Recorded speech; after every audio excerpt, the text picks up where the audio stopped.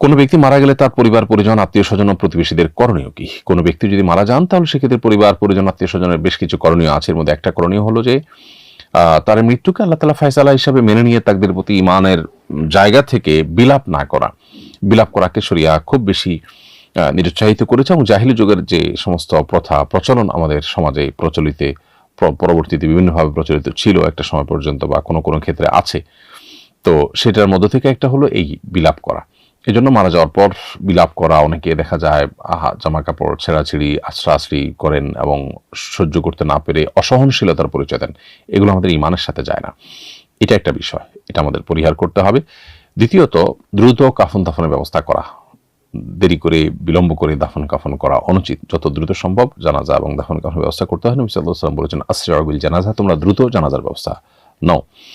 আবার আরেকটা কারণ হলো আশপাশের মানুষকে জানানো যারা জানাজা অংশগ্রহণ করতে পারেন, কিন্তু জানাজার প্রচারের জন্য বা আপনার মৃত ব্যক্তির মৃত্যু সংবাদ প্রচারের জন্য আপনার বিলাপ টাইপ বা আপনার কৃত্রিম টাইপ প্রচারণা যেন না হয়, সেজন্য কিন্তু হাদিসে নিরুৎসাহিত করা হয়েছে। এবং মানুষ জানাজার পর আপনার দাফন কাফন এগুলো করে দ্রুততার সাথে তার যদি কোনো ঋণ থাকে তার পরিত্যক্ত সম্পদ থেকে সে ঋণ পরিশোধের ব্যবস্থা গ্রহণ করা এবং ওসিয়ত থাকলে 1/3 টোটাল সম্পদের 1/3 মধ্যে ওসিয়ত কার্যকর করা। অবশিষ্ট সম্পদ যাতে করে অন্যরা কেউ কক্ষিগত করে ফেলতে না পারে সেজন্য খুব দ্রুততার সাথে ওয়ারিসের মধ্যে বন্টন করে দেওয়া উচিত। মাইয়াতের পরিবারের মৃত ব্যক্তির পরিবারের লোকজনকে আশপাশের লোকজন মেহমানদারি করা উচিত, যাতে করে তারা শোক কাটিয়ে উঠে তারপরে রান্না বাড়া ইত্যাদির দিকে মনোযোগ দিতে পারেন।